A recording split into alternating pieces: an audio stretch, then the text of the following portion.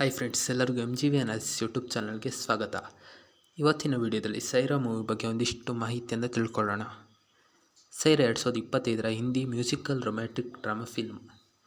ಮೋಹಿತ್ ಸೋರಿ ಈ ಫಿಲ್ಮ್ನ ಡೈರೆಕ್ಟರು. ಇದು 2004ರ Korean film a moment to ರಿಮೆಂಬರ್ನ ಬೇಸಾಗಿಟ್ಕೊಂಡು ಈ ಮೂವಿ ಸ್ಟೋರಿ ಬರೆದಿದ್ದಾರೆ.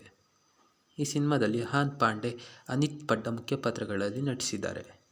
Plot: Saiyaara emotional musical love story ಮೂವಿಯಾಗಿದ್ದು, ಕ್ರಿಶ್ ಎಂಬ ಮ್ಯೂಸಿಷಿಯನ್ ಮತ್ತು ವಾಣಿ ಲಿರಿಕ್ಸ್ಟ್ ನಡುವಿನ ಪ್ರೇಮ ಕಥೆ.